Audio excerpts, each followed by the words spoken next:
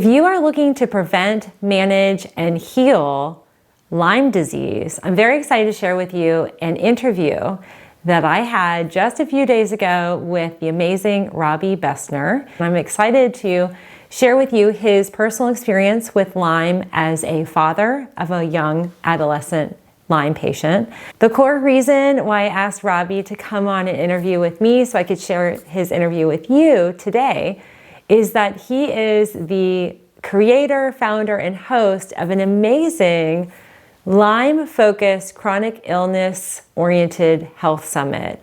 And this is going to be a powerhouse of resources for many of you or any of your loved ones who are dealing with Lyme currently, or maybe have frequent remission and the cycle of Lyme recurring in your lives. This summit is going to be amazing. And so I wanted to bring Robby on and interview him specifically so that he could tell us more about the summit. And as you can see, I was very, very excited to learn more about the summit and what he's created for all of us to enjoy for free. So here's a little snippet of my interview with him. I hope it gets you as jazzed up as I am about this summit. This summit is incredible because normal summits are maybe 30 to 40 interviews, 4 or 5 a day. We've got 9 a day for 8 days. So there's close to 70 interviews. It's almost like 2 summits. There's so much information from some of the greatest practitioners on the planet. So if you're feeling inspired and want to learn more, let's get started with the beginning of my video with Robby. Well, thank you, Robby. I am so excited to introduce you to my community here at Natural Health Resources. And I really am very, very excited about your Lyme Health Summit that you have put together. And I'm grateful for you taking the time to sit down and have a brief interview with me to hopefully inspire some of my Lyme patients and Lyme viewers here to continue their education and learning. So thank you and welcome. Thank you so much for having me. And it's been quite a journey, quite exhausting, a lot more than we thought that was going to be involved in it. And it was just so much fun. And besides just the love and the energy and sharing of information, it gave us a lot of joy to bring out some of the unknowns that in the Lyme industry, Lyme research, the people behind the scenes that are just doing such miraculous work. It's incredible. It's really great. Super. Oh, that is wonderful. And that is why I really feel drawn to the summit. I know that I have a large following of patients, but also folks here in the kind of social sphere that are really trying to educate themselves about how to heal their body and also what type of resources. It tends to be, as I know you're well aware, it's challenging being a patient with Lyme and trying to navigate that world. So I would love to find out what's your inspiration behind creating this Lyme Health Summit. I always love kind of the why that gets people jazzed up to do amazing things like what you've created. Thank you. It's kind of an interesting backdrop. We've been, ever since my daughter got sick maybe 25 years ago plus with Lyme, we've been very active, not only just helping her, but also active within the Lyme community to bring what we think is the most intelligent technology, research, whatever's new and hot, in Lyme. I mean, less than 7% of revenues that are dedicated towards health research is going towards the Lyme category. Yet Lyme is one of those ones that is very misunderstood. It's misdiagnosed because either the co-infections and or the Lyme itself mimics, in terms of symptoms, it mimics many other kinds of chronic ailments. And so most of the time what I hear, and this has been going on for 20 plus years, from people like, I have all these things happening to me. I tell it to my doctor. They think I'm crazy. They test my blood. They do this, they do that. And, it was more prevalent years ago because now the blood testing is a little bit more dialed in.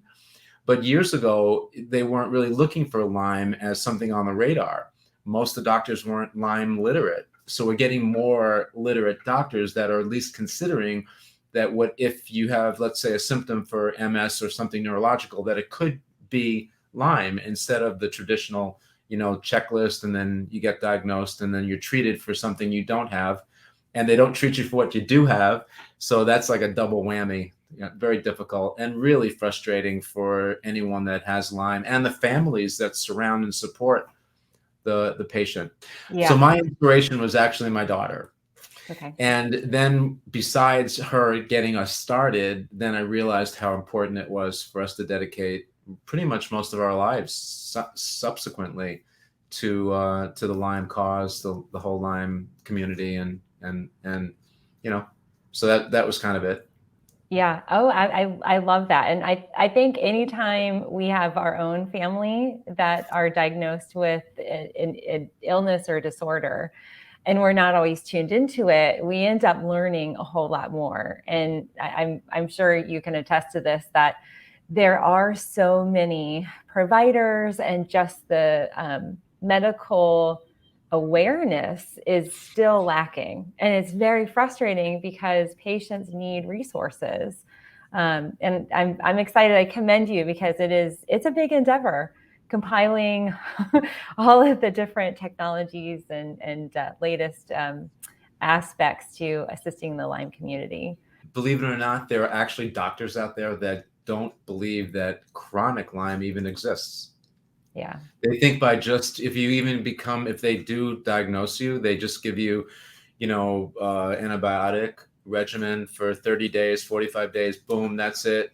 You don't have it anymore. I mean, it's just very interesting to me, the levels of and degrees of attention that's brought to this well underserved community, and that's really where my passion goes. So my wife and I actually sponsored a free.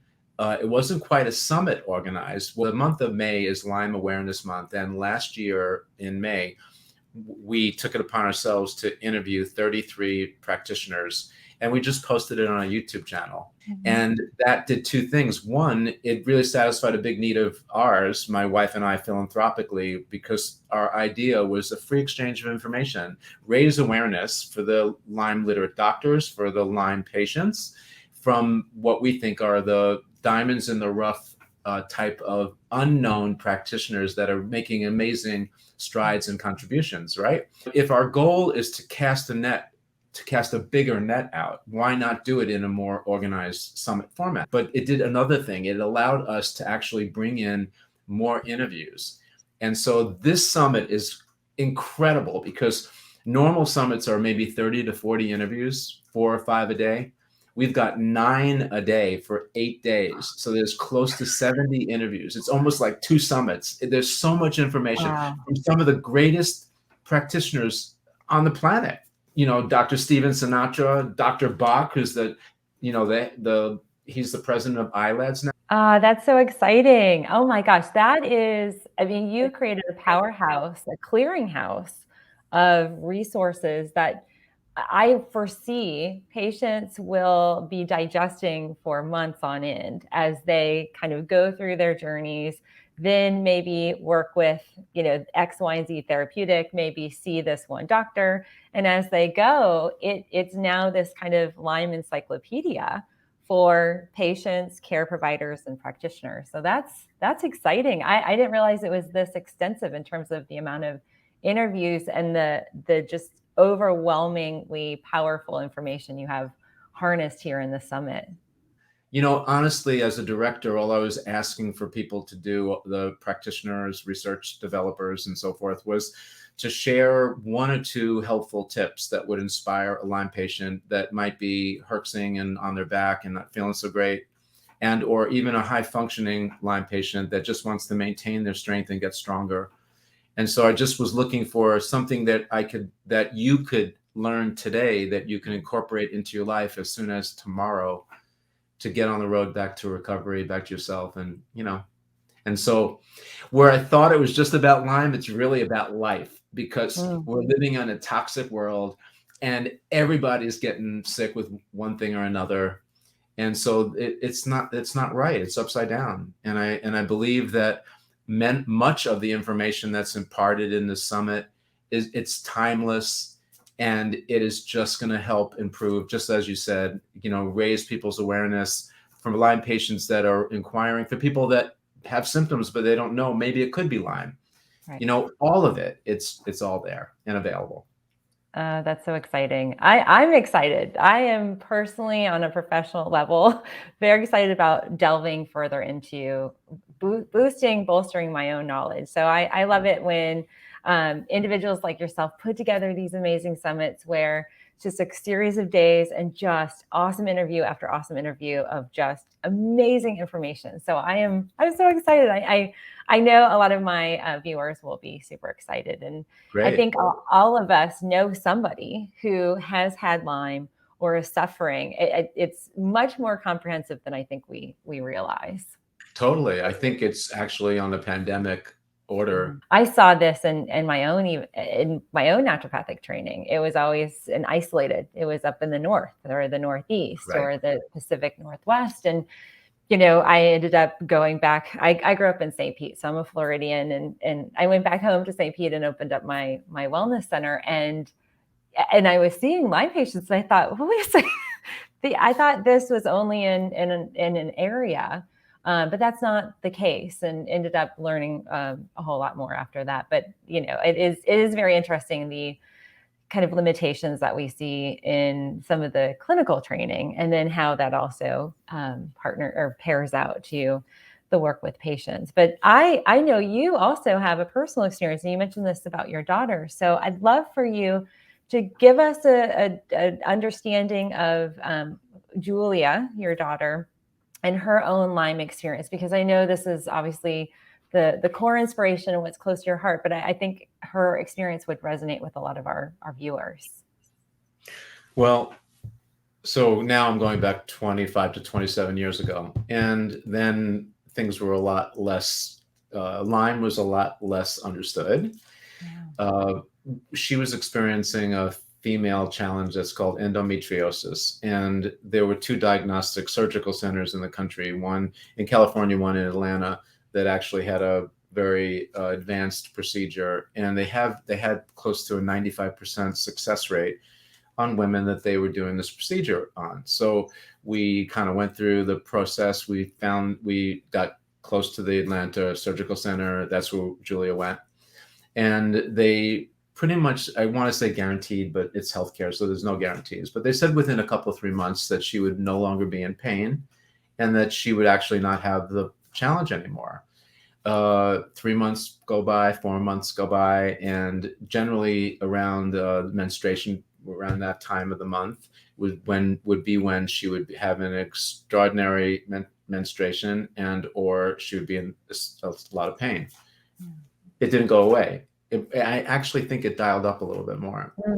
And so we called back to the surgical center. Okay, what's going on? And then at that point they said, well, 100% of the women that don't, that there's no success, it turns out that they have Lyme disease. We would have never thought, I mean, Wow. We're in South Florida. We would have never thought that that was even on the radar, because like you articulated, back then it was really just geocentric around Lyme, Connecticut, or the tri-state area, New York, New Jersey, Lyme, Connecticut area, that people were experiencing symptoms and or getting contracting it.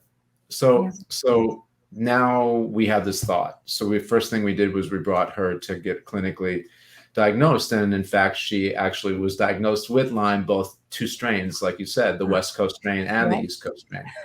So then with any chronic ailment, you always ask the question, why? Like, why did I get this? How did I get this? Why me? Right? So we went through a little bit of that.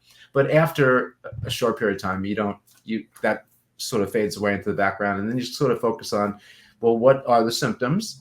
And how do we go about creating some kind of a plan to help our daughter, support her with her own challenge? Right. And that kind of was the backdrop for how we even got started on this, found out about it. And for me, I have a medical background and training. And so it was interesting because the top dog doctor was a doctor by the name of Joseph Birscano. And his practice was in, I think, East or Southampton, Long Island. The second top dog in the Lyme industry then was Dr. Stephen Bach, who's now the president of ILADS. Dr. Birscano had more than 20,000 Lyme patients, and they were doing the traditional cocktails of antibiotics, IV or oral, if that's possible. And Julia went along that track with both. Well, first it was with Dr. Bach, because we couldn't get into Dr. Birscano's practice right away, and then finally we got into his practice. And so it's complicated because we're in South Florida. The doctors are up north in the New York area, and so you have to get that doctor to correspond with a local doctor, and it just becomes a little bit complicated. And then I became my daughter's nurse, so I was changing out PICC lines and doing all that stuff for her, which may sound a little funny, but frankly, I'll say it just out loud, there's a blessing and a curse to all of these things. When you have Lyme disease, you think you've been cursed. For me, as a parent, and in this case, as a health provider, I bonded with my daughter in a way that a parent and even a practitioner may never have had that experience. So that was a blessing for me, because I had an opportunity to share a part of my daughter's life and her own challenges herself. I was intimately involved in that whole process, and I'm very grateful for that experience with her. Well, anyway, so then I started focusing on her symptoms, and she expressed herself with cognitive challenges. She expressed herself with body pain, what I perceived to be high levels of toxicity and inflammation. And then I just sort of dialed into and got centered on inflammation and toxicity. And then I looked at the most modern methods to detox. And then I discovered that infrared frequencies is a way to mobilize your toxins. And so I then said, wow, I found the Holy Grail, right?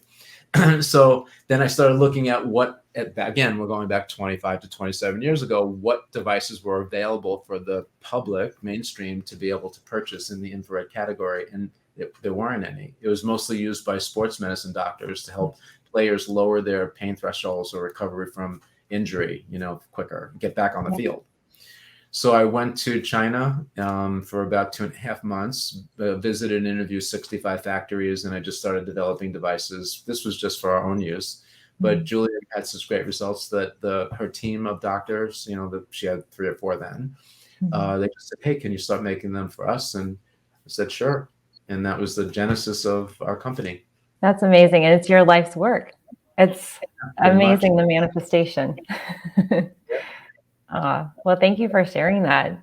And that is, I think, too, I know that we have a lot of community members here that they are care providers. And it can be frustrating navigating this process and figuring out, not just scheduling, because that is a challenge. I know that I've had patients that have gone, for 2, 3 weeks, 6 week stays at a clinic, and they're doing all sorts of really intensive, very natural in their focus, healing modalities, but even being the financial factors, the time away, it can get very, very challenging for patients, and frustrating, especially from, just the not even knowing if it's going to work, because they've tried a lot of different things and they're not sure if this is going to be a resource. So I'd love to know if you were able to give any advice, 2 pieces of advice to a Lyme patient and a caregiver to help them that are watching this. What would you recommend? I want to share just something with you before I answer that question. And that is, it's really precarious. And that's what you were bringing up.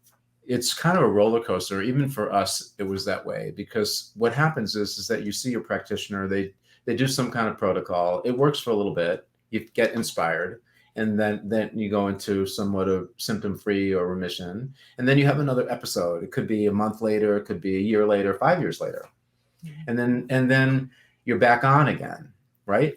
And so the challenge with that is that physically and physiologically, you it's like that, right? And then for us, we saw, and this was again over a 20-year period, we probably saw close to 25 different practitioners.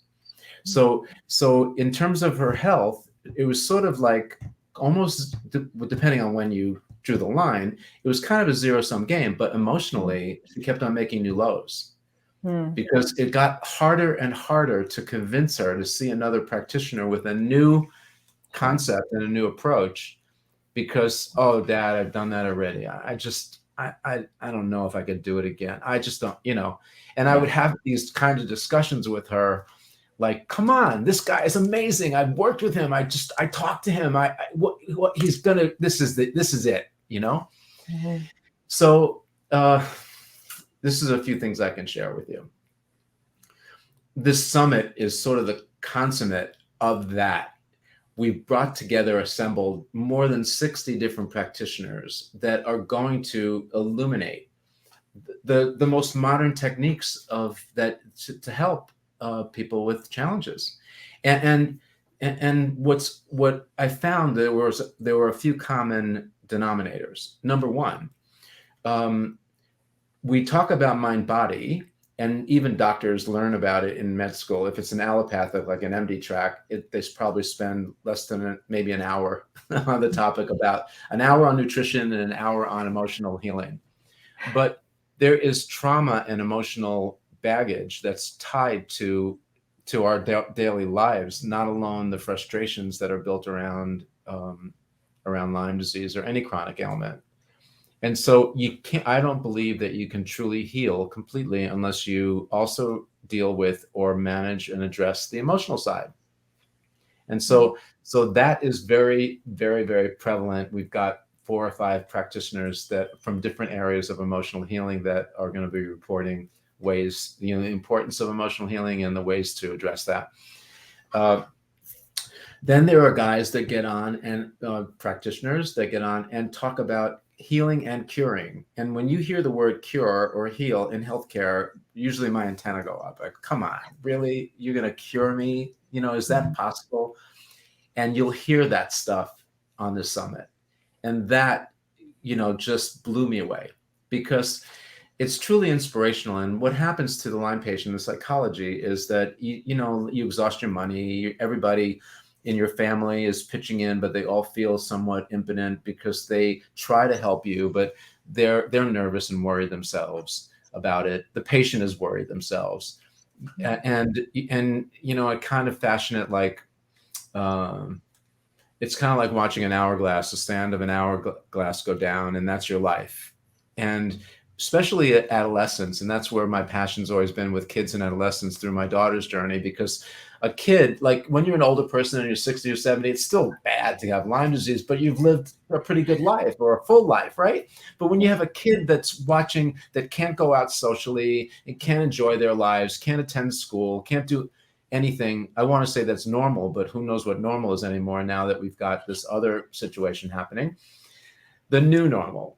I think that adds an extra layer of frustration, and I believe that the information that's being imparted in the summit is really going to be riveting and revealing and amazing to everybody that watches. I think that everybody watching this interview is going to be uplifted energetically. They're going to be uplifted by the knowledge and expertise of all the amazing interviewees that you have brought on.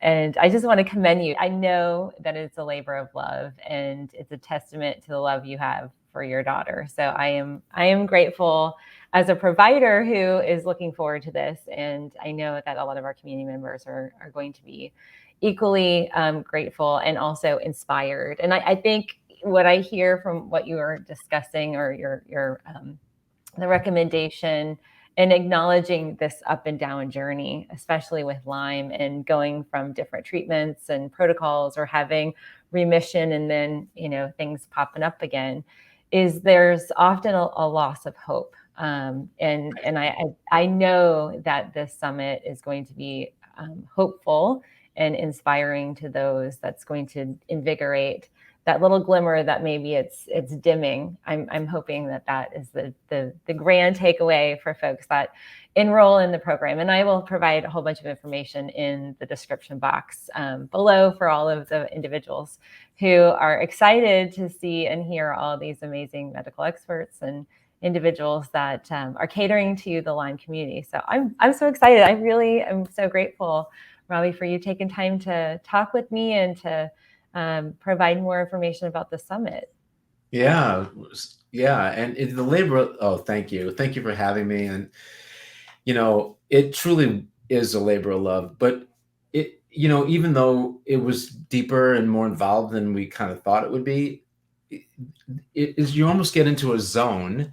And the truth is that it like the kind of like the all of the worries of the world fade away into the background, because what's relevant is the information and the authenticity of each of the people that we interviewed.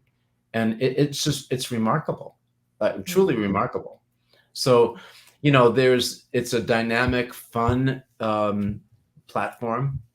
I'm kind of animated in my own way when I do my interviews with people, and most of them I've known personally, so that there was really just a deeper discussion than just the topic. It wasn't very kind of like, didactic and very informational, but like, I'm going to fall asleep. No, you're at the edge of your chair in every single interview. What's this guy going to say next? And it really is, fun, and it was a joy. And I'm so happy that we did it. And I really believe that we're going to really shape and change a lot of people's lives for the better. And for just like what you said, when you lose hope, and particularly, as you probably know, as a provider, the will to live and that hope is such an important part that you can't buy that. You just either have it or you don't.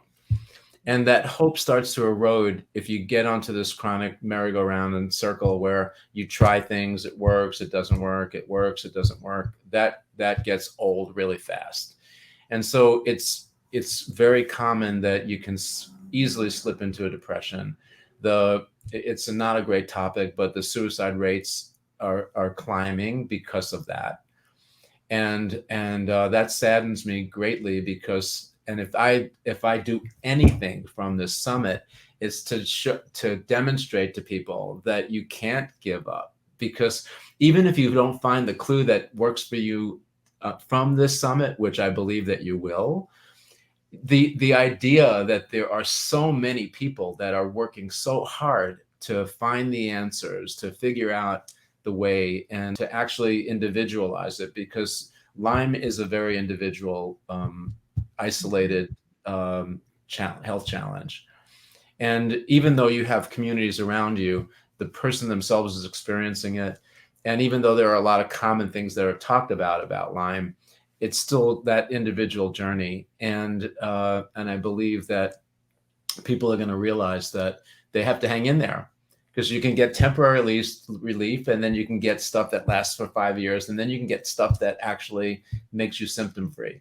And even for my daughter, at one point I said to her, can you imagine that? Let's redefine the word healthy and say being healthy isn't having a diagnosis like Lyme or a co-infection like Bartonella or Babesia. Maybe the true definition of health is living purposefully and making a contribution, to whatever it is, your church, your family, your passion. Find your bliss. And if that means that you can't work 14 hours a day, I'm not sure if that's the right thing anyway. Right? Yeah. Right. So it is what it is, but it's not about the label. It's just about having a life living pain-free, living symptom-free. And yeah, I mean, she had good days and she had bad days, but without Lyme, you can make the same statement, right? You have good days, you have bad days, all that. So that's really the goal. It's not about, and again, Lyme, and this is really the more modern approach or view. There's this microbiome, is this whole relationship of all the organisms inside of you. And Dr. Zach Bush, who I interviewed, dives really deep into that. Anyway, so we all have Epstein-Barr. We all have a little cancer. We all have a little streptococcus. We all have a little Lyme. I've got 4 different versions of spirochetes that live in my mouth right now. but I'm not symptomatic. Yeah. Okay, so the point is that they've lived in harmony for so long. We shouldn't necessarily villainize Lyme. We're not looking to kill Lyme. We're looking just to bring our bodies back into balance so that we can live symptom-free. And I think that's the key here. It's the big goal.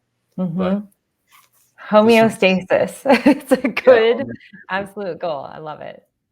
I'm so excited. Thank you again for your time. And I know that you've inspired me and you'll be inspiring my community with this amazing health summit. So thank you again. I'm so grateful, and I can't wait to watch.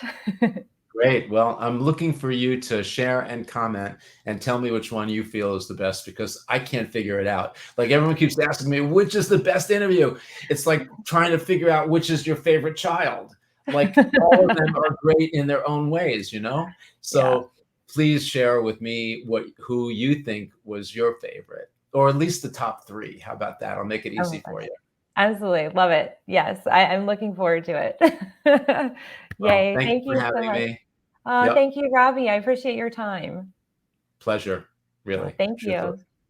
So are you inspired? My question of the day for you after watching the entirety of this interview with Robby, comment down below. Let me know if you are going to be signing up and registering for this amazing free health summit that zeroes in on how to manage, treat, and heal Lyme, as well as other chronic illnesses. I think there are so many takeaways that many of you will receive, and I myself am going to be learning along with many of you who are registering for this event. So here are some details. This summit kicks off on February 15th, which is tomorrow. So make sure you sign up in a link I'm providing in the description box below.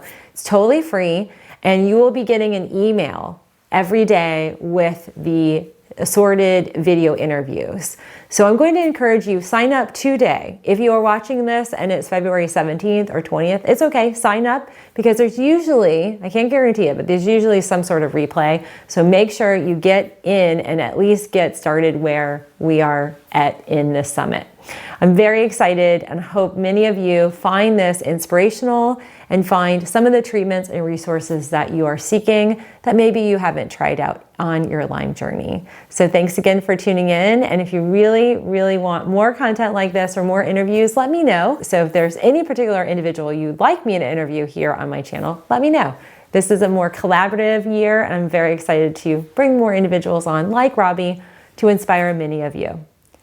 I'll see you on our next video.